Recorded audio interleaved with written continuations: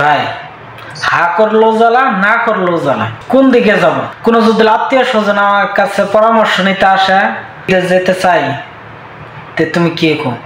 যদি বলি না, এরকম একটা ভাবে কথা 50,000 60,000 করে টাকা কামাই করে আমরা গেলে মনে কোটিপতি হয়ে যাম না। মানুষ এটা ভাবে, মানুষ তো এটা জানে না এ প্রবাস জীবনটা কত কষ্টের। বাবা এই জন্য বলছিল, বাবা বাইরে গেলে যখন বাইরের রোদটা নাকি শরীরে ঠোসা উঠে যায়, অনেকে ভাবে কই জায়গাটা মন খুব সহজ।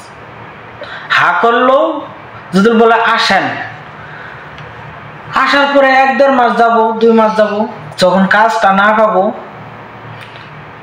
তখন কব ওর জন্য আসছি, ওর কথা ধরে আসছি।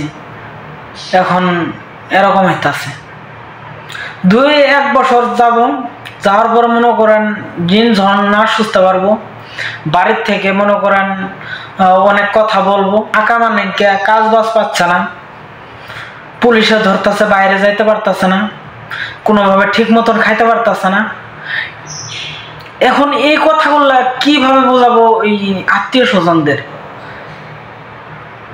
আত্মীয় স্বজন তো এটা বোঝে না এই প্রবাস জীবনে তো কষ্টের। আজ আমি এই প্রবাসে আসছি ঠিক আছে, কিন্তু বাবার উপরে বলছি গো বাবা আমি প্রবাসে যাব, বাবা আমাকে আসতে দিতে চায়নি এই কষ্টের কারণে। আমি জোর করে আসছি। আমি জানি আমি ঘরের বড় সন্তান, পরিবারের আমি বড় সন্তান, আমার এই সংসার আগাতে হবে, এই জন্য আমি আসছি। আসার পরে যে দেখি এত যে কষ্ট, আমি এটা কোনোদিন ভাবিনি। আপনারা হ্যাঁ, আপনারা এটা ভাবতে পারেন আমরা যাও কষ্ট করব, আমি না করি না, আপনারা আসেন, আমি না করি না।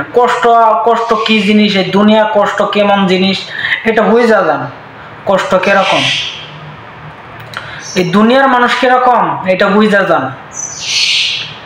ভাই আমাদের মুখের বিশ্বাস কোনোদিনও হবে না, আপনারা একটু দেখে যান প্রবাস জীবনটা, এই দুনিয়ার মানুষগুলা কেমন এটা দেখে যান। তো ভালো থাকেন।